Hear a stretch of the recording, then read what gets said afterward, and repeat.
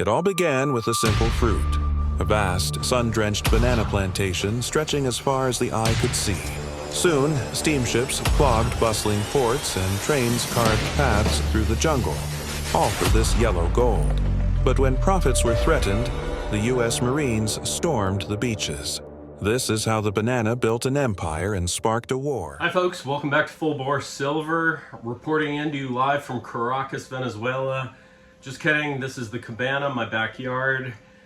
Little too dangerous to be in Caracas right now. The U.S. has officially invaded Venezuela and kidnapped Nicolas Maduro and his family last night. The resource wars have begun. Of course, this is not unprecedented. We made mention to the Banana Republic Wars of years past, 1898 through 1934, largely on behalf of United Fruit Company and Standard Fruit Company, which became respectively Chiquita and Dole. It wasn't just bananas, of course, it was sugarcane plantations, iron ore, tobacco, myriad commodities, but also infrastructure, ports, railway. And so with Venezuela, everyone knows it's the largest petroleum resource on earth, with the heavy crude that is needed to refine into jet fuel and everything in that spectrum they refine. It's superior to what they get out of the Permian Basin. And then you have shale deposits for the first time in U.S. history now making negative year-over-year productivity. It's a critical resource. We're not getting away from petroleum anytime soon. But aside from petroleum, Venezuela is literally a gold mine. Natural gas, iron ore, bauxite for aluminum, gold, diamonds, hydropower, coal, rare earth, nickel. It is closely aligned with the BRICS. It's been selling mass amounts of oil to BRICS countries like China, and the United States has been seizing tankers off the coast, already past the FOB sale in Venezuela, so essentially seizing Chinese oil. So this is a soft war with China. It's a proxy war, but it is also a war of resource, I guess you could call it reclamation or resource imperialism, sort of a manifest destiny of this hemisphere. A little bit too little, too late, I don't know. We went over the Zero Hedge article. This wasn't but last week, Monday. Silver Reckoning, U.S. squeezing China out of LATAM. Well, it appears that headline was correct. There appears to be a squeeze going on right now. Of course, China has been more or less clandestinely acquiring resources all through Central and South America, building out infrastructure, Brazil Railway, grid in Peru, hydropower Argentina, 5G in Mexico. There's been a tete-a-tete on the Panama Canal. So this is a resource war. This is, as the corporate nerds would call it, a key performance indicator, a KPI, for our thesis that we are entering a commodity bull cycle. What do we also have lining up here?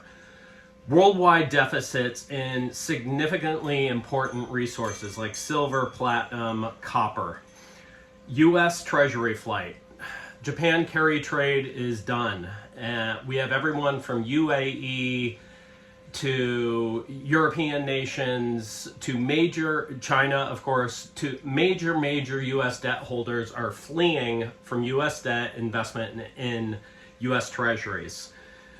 We have the Green New Deal initiatives, data and AI build out, industry build up that is vacuuming up silver, copper, rare earth, lithium, all the commodities. Of course, petroleum's needed too, steel, iron ore. You can go through them all, and a lot of these commodities like oil, it seems to be that they're making a turn off the bottom. Okay, so zooming into silver, we're coming off a low volatility holiday week. The SGE, SFE were closed. But I'm really impressed by silver's resilience, especially yesterday. They tried to smash it down in the morning, and then afternoon, you saw it make this really resilient rise, and then kind of ping off right below that $75 level. They were trying to keep silver under 75 on these paper markets, probably to avoid another margin call, liquidity crisis, etc. You've seen Fed repo activity at record highs on levels with 2008 crash, dot-com crash. The Fed is pumping money and they are juicing these banks that are short silver. So I think my mark was 74.56. So if we get above 74.56, I think we're poised for another explosion. We've got all the world markets coming in Sunday night when these futures and metals markets open. It's going to be super exciting. And, you know, this was also in the face of this media campaign, this ridiculous media campaign that took place last week. And so it was like this concerted effort by major media outlets led by CNBC, Bloomberg, Guardian, Telegraph, Barchart, Seeking Alpha, Market Watch, all the clowns. Don't ever listen to any of these fools. Headlines like, when to sell your silver? How much can I get for my silver bar? Is silver in a bubble? Unbelievable. We are entering a commodity bull cycle, and all the KPIs are pointing that direction. We also had commodity bull breakouts last week, Friday especially. Uranium, UEC, up 12.24%. Energy fuel, UUUU, 14.72%, platinum 5%, cattle, coffee, all of these, iron ore, strong. We're seeing kind of a resurgence in oil. Again, it's almost like, you know, somebody had prior knowledge. It's like, you know, a day or two before 9/11 happened, somebody shorted the hell out of U.S. airline stocks. Wow, I mean, very prescient, okay? Yeah, it's like Nostradamus. So the question, and let me know in the comments what you think about this.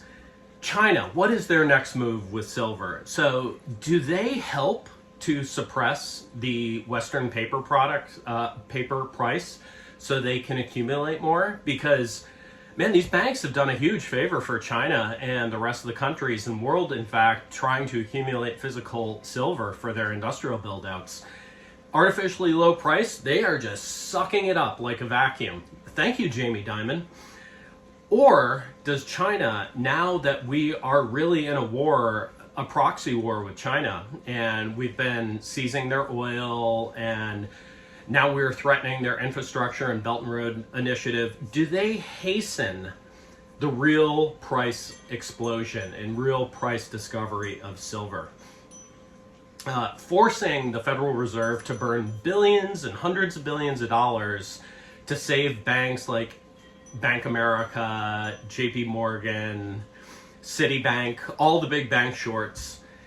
Do they hasten that demise of the U.S. banking system and the overspend of the Fed to try to save these idiots? And, you know, all of this eventually destroys a lot of trust that Americans have in banks, in our government, U.S. derivatives markets. I mean, everybody knows that's clown world to begin with. Investor confidence, confidence in the banking system, confidence in the government, SEC, the CFTC, COMEX, CME. All of this erodes confidence, and, you know, some people, non-resilient people and investors, they just tune out. They stop paying attention. They go watch football, drink a 12-er of Bud Light, maybe Bud Heavy, and you know, they tune out. They become despondent. We don't do that. I mean, we're on this stuff, and come hell or high water, we're going to make money off it, and we're going to indemnify ourselves and our families with the stacking of precious silver. That is the number one priority. Or maybe it could be both. China's strategy. Slow burn that lasts, I don't know, another 5 years, where they accumulate more silver. And then they hasten the explosion of silver. I mean, real explosion. Maybe from low triple digits to quadruple digits, as some of these analysts have projected, Francis Hunt and some of the real silver bulls. One thing is for sure, we are in this commodity bull market, and so we're gonna be, eyes glued Sunday night and see where these markets open. I do have my Banana Republic shirt on. I'm not going to say in celebration of, but to mark the continuation of the Banana Republic wars, because that's what that is. Don't be gaslit by this ridiculous government. This is not about fentanyl. There's no fentanyl produced in Venezuela. They make a little bit of the booger sugar, maybe, and some of the devil's lettuce, lechuga del diablo. But, mainly it's resources, it's oil, it's gold, it's rare earth, that sort of thing.